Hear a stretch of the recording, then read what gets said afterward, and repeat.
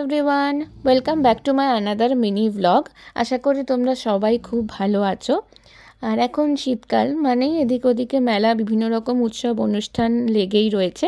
তো আমাদের ওখানেও হচ্ছিল অশোকনগর উৎসব, তো ওখানে চলে গেছিলাম। তো প্রথমেই ওখানে গিয়ে দেখছিলাম খুব সুন্দর সুন্দর নাচ হচ্ছিল। আর মেলা, বাইরে বেরোনো মানেই খাওয়া দাওয়া। তো মেলায় গিয়ে ফুচকা খাবো না এটা কী করে হয়, গিয়ে প্রথমেই খেয়ে নিয়েছিলাম ফুচকা।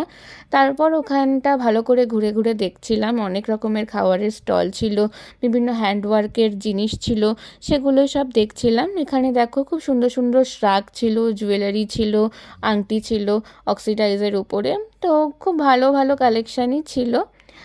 আর অন্যান্য দোকানগুলোতেও ঘুরে দেখছিলাম, বিশেষ করে সোয়েটারের কালেকশানটা অতটাও ভালো ছিল না। তো তারপর একটু এদিক ওদিক ঘুরে নিয়ে আমরা মেইন স্টেজের দিকে চলে যাচ্ছিলাম। তো ওখানেও একটা ডান্স গ্রুপ পারফর্ম করছিল, খুবই ভালো লাগছিল।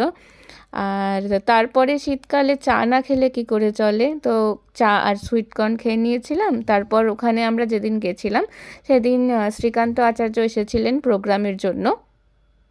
তো আমরা তো ছোটোবেলা থেকেই ওনার গান অনেক শুনেছি, আমাদের অত্যন্ত প্রিয় একজন সিঙ্গার উনি।